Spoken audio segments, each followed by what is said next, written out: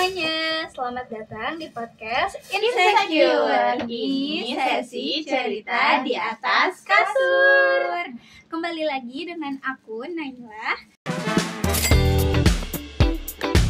Nah, sesuai dengan namanya tadi Insecure, kita akan membahas sesuatu nih di atas kasur, yaitu walaupun kita di sini santai, akan tetapi pembahasan kita itu nantinya akan sedikit berat, yaitu mengenai postmodernisme. Nah, dalam pembahasan yang berat kali ini, aku itu tidak sendiri, melainkan bersama kedua teman aku. Hai, aku Ratu. Aku Rahma. Halo. Kalian apa kabar? Hai, kita baik nih. Oke.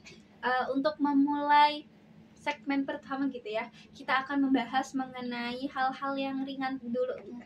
Menurut kalian nih, apa sih pengertian atau arti dari postmodernisme itu tuh? Oke, mungkin dari aku dulu ya. Jadi gini, postmodernisme ini tuh muncul sebagai reaksi terhadap modernisme gitu. Kan kalau modernisme itu percaya sama kebenaran yang tunggal dan logika gitu. Sedangkan postmodernisme itu justru bilang kalau kebenaran ini tuh banyak, tergantung siapa yang ngomongnya dan dari mana gitu konteksnya. Kalau menurut Rahmat ya? Betul, menurut postmodernisme ini realitas itu dibangun lewat bahasa dan budaya. Nah, bukan sesuatu yang tetap. Jadi realitas itu bukan dibangun karena bahasa, tapi bahasa itu justru dibangun karena realitas. Keren banget nih dari pemikiran kalian gitu ya. Kita jadi tahu apa sih arti dari postmodernisme itu sendiri gitu ya. Terus menurut kalian juga gitu ya, ada nggak sih kaitannya antara postmodernisme dengan sosiolinguistik tuh? Ada.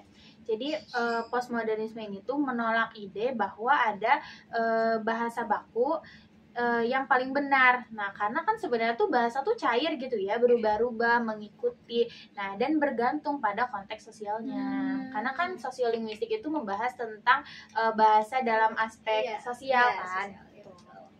Ya, terus kan tiap orang kan mengungkapkan identitasnya dengan bahasa kan. Jadi postmodern itu tidak tergantung pada aturan yang pasti, tapi kita dapat melihat kekuasaan dan perbedaan yang berbeda melewat bahasa gitu. Berarti bahasa itu bisa gitu ya menjadi sebuah alat kekuasaan gitu ya? Iya, bisa.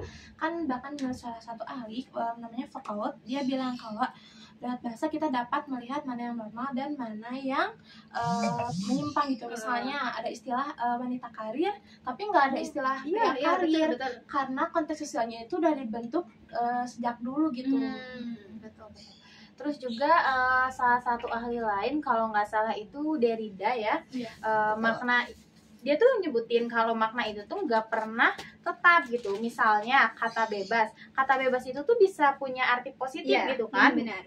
Buat satu orang. Tapi terkadang si kata bebas ini tuh bisa jadi negatif juga gitu buat orang lain. Jadi makna itu selalu bergeser tergantung tadi konteksnya bagaimana dan siapa juga yang ngomong.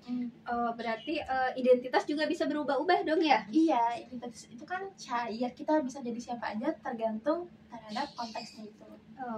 Terus nih, kan di zaman sekarang apa-apa tuh udah media sosial ya, kayak kita mau memviralkan atau kita mau bahkan mempromosikan dagangan kita tuh di media sosial. Nah, ada nggak sih kaitannya kalau di media sosial tuh gimana sih kayak penerapan si postmodernisme ini di media sosial gitu? Nah, kalau di media sosial tuh kan justru dunia digital itu paling postmodernisme nih gitu. Makna kata tuh bisa berubah super cepat. Contohnya tuh kata receh, terus ada satu kata ini mungkin agak kasar ya, tapi sebagai contoh kata anjay gitu, atau gaslighting lainnya gitu. Nah, setiap bulan atau tiap saat tuh si maknanya tuh bisa berubah-ubah gitu, karena kan kalau sekarang tuh media sosial itu mengikuti tren gitu, jadi si kata itu juga bisa berubah mengikuti tren dan siapa yang makainya gitu sih. Benar. Terus kan kalau di setiap platform itu kan beda-beda ya bahasanya. Bisa lihat kalau di TikTok itu kayak gimana, kalau di Instagram itu gimana, apalagi perbedaan di Twitter ya. Kalau aku dilihat di Twitter tuh orang-orangnya lebih realistis dan benar gitu. Jadi fleksibel gitu. Kalau di TikTok kayak masih bercanda. Iya. Wah, berarti bisa nyadarin kita juga gitu ya bahwasannya bahasa ini tuh ada kekuasaan gitu ya di suatu platform media sosial gitu. Iya, betul Bang. Terutama di dunia digital. Ya, benar. Terus sebelum kita tutup nih, mungkin dari kalian gitu ya bisa kasih apa sih pelajaran yang bisa kita kasih untuk teman-teman pendengar kita mengenai postmodernisme ini? Kalau menurut aku ya, dengan mengetahui postmodern ini kita jadi tahu bahwa memandangi satu makna itu jangan hanya melihat dari satu maknanya saja gitu atau secara tunggal, tapi kita harus melihat secara sosial, budaya dan konteksnya gitu. Iya. Ya, mungkin kalau dari aku postmodernisme ini tuh bikin kita tuh lebih terbuka dan kritis gitu. Jadi kita bisa belajar menghargai perbedaan tafsir tanpa maksa orang tuh tanpa maksa orang buat menafsirkan hal yang sama gitu. Karena kan setiap orang tuh punya pandangan yang berbeda gitu. Setuju banget nih, berarti bahasa itu tidak hanya digunakan sebagai alat komunikasi gitu ya, tetapi juga bisa membangun Pola pikir, membangun realitas Yes. seperti itu. Nah, ya mungkin kalian nih hebat banget gitu ya. Mungkin kita akan tutup saja podcast pembahasan mengenai postmodernisme ini. Aku mau mengucapkan terima kasih ke kalian dan juga ke para audiens yang sedang menonton ini. Jangan lupa saksikan episode selanjutnya dalam podcast Insecure. Ini sesi cerita di atas kasur.